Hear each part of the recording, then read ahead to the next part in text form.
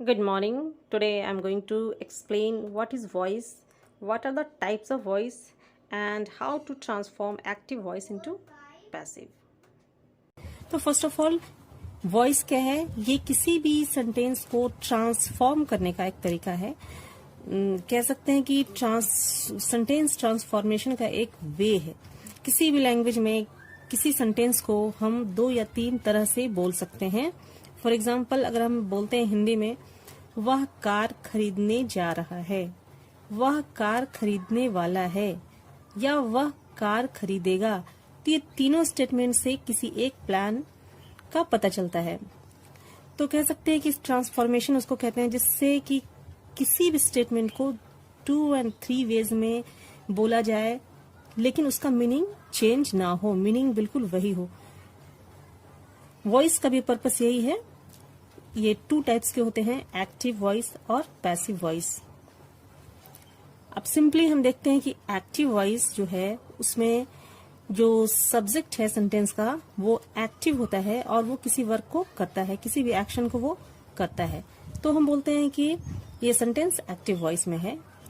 और अगर किसी सेंटेंस का सब्जेक्ट पैसिव हो जाता है और ऑब्जेक्ट एक्टिव हो जाता है तो उस सेंटेंस को हम बोलते हैं कि सेंटेंस पैसिव वॉइस में है।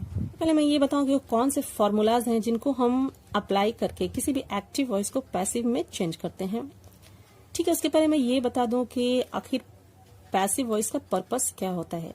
तो फर्स्ट है एक्शन इज मोर इम्पोर्टेंट। किसी भी पैसिव वॉइस में जहां पे एक्शन ज्यादा इम्पोर्टेंट हो तो वैसे स्टेटमेंट को हम पैसिव वॉइस में बोलते हैं। For example, watches are made in Switzerland. अब यहाँ देखते हैं स्टेटमेंट में सब्जेक्ट नहीं है, लेकिन फिर भी ये अपने आप में कंप्लीट है क्योंकि यहाँ पर एक्शन वर्ड जो है वो ज्यादा स्ट्रेस किया जा रहा है। We don't know who did it. किसी स्टेटमेंट में जो सब्जेक्ट है डूअर है उसके बारे में हमको पता नहीं होता है। For example, someone has stolen my car. ठीक है, इसमें डूअर के बारे में हमको पता नहीं है, तो ऐसे स्टेटमेंट को हम पैसिव वॉइस में इजीली बोल सकते हैं। Like my car has been stolen, lots of people do it. बहुत सारे जो ऐसे एक्शन हैं, एक्टिविटीज हैं जो इतने लोग करते हैं, अनकाउंटेबल। तो यहाँ पे सब्जेक्ट इंपॉर्टेंट हमारे लिए नहीं होता है। Like cars are driven on the highway. ठीक है, अब यहाँ हम देखते हैं कि यहाँ पे कौन कर रहा है वो ज्यादा इंपॉर्टेंट नहीं है। ठीक है, क्योंकि बहुत लोग चलाते हैं कार। ठीक है ना। वी डोंट वांट टू से हु डिड इट। कभी कभी ऐसा भी होता है कि हम सब्जेक्ट को बताना नहीं चाहते हैं। For example, I made a mistake. ठीक है, अब सिंपली हम उसको बोल सकते हैं अ मिस्टेक वॉज मेड। ठीक है, यहाँ पे सिंपली हम ये नहीं बताना चाहते हैं कि मैंने गलती की, हम सिंपली ऐसा बोलते हैं कि गलती हो गई। ठीक है, तो ये सारे पर्पस हैं जिसको हम एक्सप्रेस करने के लिए पैसिव वॉइस का यूज करते हैं। तो चलिए हम देखते हैं फॉर्मूला जिसको अप्लाई करके हम किसी भी एक्टिव वॉइस को पैसिव वॉइस में चेंज करते हैं। और टेंस के 12 फॉर्म में से सिर्फ 8 को ही हम कन्वर्ट कर सकते हैं पैसिव वॉइस में। फर्स्ट है present simple, I do my homework. अब इस स्टेटमेंट में हम देखते हैं कि आई क्या है, सब्जेक्ट है, डू है वर्ब, और माई होमवर्क क्या है, ऑब्जेक्ट है। पैसिव जब भी हम बनाएंगे तो बस ये याद रखेंगे कि हमारा ऑब्जेक्ट क्या है। अब इसमें हम देखते हैं ऑब्जेक्ट है माई होमवर्क, तो इसको हम डायरेक्टली इसको सब्जेक्ट बना देंगे। माई होमवर्क प्रेजेंट टेंस में है तो हम इज और आर का यूज करते हैं। और सिंपली एक थिंग जो कॉमन है वो सारे पैसिव वॉइस में कि लास्ट में जो हम जिस वर्ब का यूज करते हैं वो है पास्ट पार्टिसिपल। तो हमारा डू जो है वो पास्ट पार्टिसिपल डन में चेंज हो जाता है। My homework is done. Present continuous, I am doing my homework. अब सिंपली बहुत इजी जो है वो अब ऑब्जेक्ट को पहचान करके सिंपली हम उसको पहले लाते हैं, माई होमवर्क। अब चूंकि ये कॉन्टिन्यूअस टेंस है तो कॉन्टिन्यूअस टेंस के लिए इज बीइंग या आर बीइंग का यूज होता है, और जो कॉमन है वो क्या है कि पास्ट पार्टिसिपल लास्ट में आएगा। ठीक है, my homework is being done. Past simple, I did my homework. My homework अब पास्ट आ गया तो वाज और वर का यूज करेंगे और it will be followed by a past participle form of verb. My homework was done.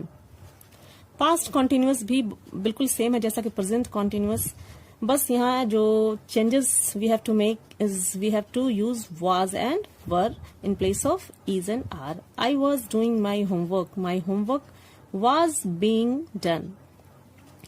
Present perfect tense, I have done my homework. My homework has been done. Past perfect. I had done my homework. My homework had been done. तो present simple जो तो आपका present perfect और past perfect में जो change है वो has और हैड का सिर्फ है, बाकी बीन का यूज हम दोनों में ही करते हैं और it is followed by past participle verb. Future simple, I will do my homework, my homework will be done. Simple हम विल और शैल के साथ बी का यूज करते हैं। फ्यूचर कॉन्टिन्यूअस टेंस का यूज वैसे नॉर्मली हम नहीं करते हैं, लेकिन इसको हम इस तरह से कर सकते हैं। फ्यूचर में हम बी वर्ब का यूज करके I am going to do my homework, ठीक है, my homework is going to be done. अब सिंपल वे में हम क्या देखते हैं कि जो चेंजेस हम कर रहे हैं सिंपली यही कर रहे हैं कि ऑब्जेक्ट जो है वो सारे स्टेटमेंट में ऑब्जेक्ट जो है वो सब्जेक्ट बन जाता है। प्रेजेंट में हम जो प्रेजेंट सिंपल है उसमें इज आर का यूज करते हैं।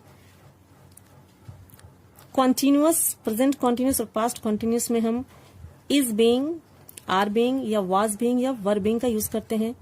और प्रेजेंट परफेक्ट में जो हम हैड बीन वो चेंज हो जाता है, पास्ट परफेक्ट में बन जाता है हैड बीन। इसी तरह फ्यूचर सिंपल में हम विल के साथ बी का, विल और शैल के साथ बी का यूज करते हैं। और बाकी जितना भी लास्ट वाला जो आपका वर्ब है, जो यहाँ जो सिंपल जो एक्शन वर्ड है वो आपका कन्वर्ट हो जाता है, चेंज हो जाता है पास्ट पार्टिसिपल वर्ब में। तो ये स्लाइड चेंजेस है जिसको अगर आप एक बार अच्छे से इस चार्ट को देख लो, तो you can easily transform a sentence into